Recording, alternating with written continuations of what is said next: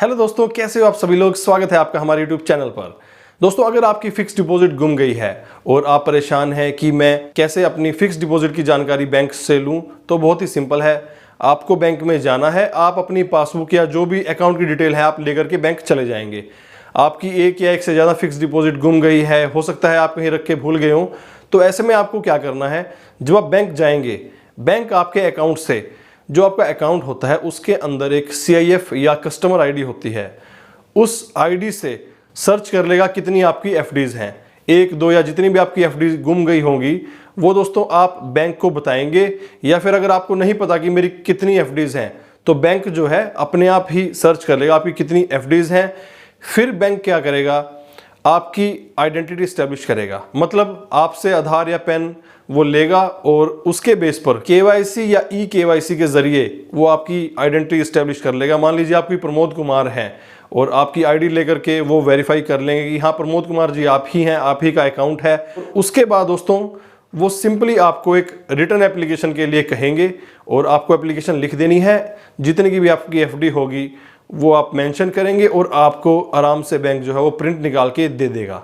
लेकिन दोस्तों एक चीज़ ध्यान रखिए, ये एक जनरल प्रैक्टिस है जो ज़्यादातर बैंक्स में फॉलो हो रही है। एक रिटर्न रूल भी है, हो सकता है आपको इस रूल से भी गुजरना पड़े, क्योंकि रिटर्न रूल यही है, जब भी कोई आपकी फिक्स डिपॉजिट गुम होती है ऐसे में आपको इंडेमनिटी बॉन्ड एग्जीक्यूट करना होता है। अब आप सोचेंगे ये क्या है। दोस्तों, इंडेमनिटी बॉन्ड एक क्षतिपूर्ति बॉन्ड होता है। बैंक आपको अपना एक फॉर्मेट दे देगा और जो भी आपकी स्टेट, मान लीजिए हरियाणा है, गुजरात है, कोई भी है, वहां की एप्लीकेबल स्टैंप ड्यूटीज वो आपको बैंक ही बता देगा कि आपको 100 रुपए के स्टैंप पेपर पे या 300 रुपए के स्टैंप पेपर पे एक मैटर वो देंगे, वो छपवा करके लेके आना है, आपको वो साइन करना होगा और उसी फॉर्मेट में साइन करके आप बैंक को दे देंगे। इंडेमनिटी बॉन्ड एग्जीक्यूट होते ही आपकी रिटर्न रिक्वेस्ट के आधार पर आपको FD निकाल करके वो दे देंगे।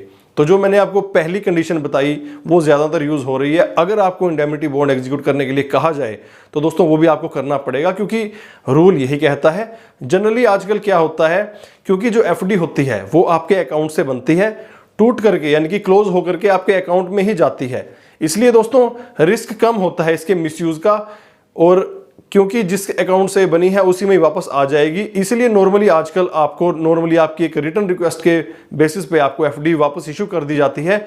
इंडेमनिटी बॉन्ड यानी क्षतिपूर्ति बॉन्ड का मतलब होता है अगर फ्यूचर में कुछ भी उस FD का मिसयूज होता है तो बैंक की कोई जिम्मेदारी नहीं होगी, यानी कि पूरी जिम्मेदारी आपकी है, क्योंकि आप ही से वो FD गुम हुई है। तो ये इंडेमनिटी बॉन्ड होता है।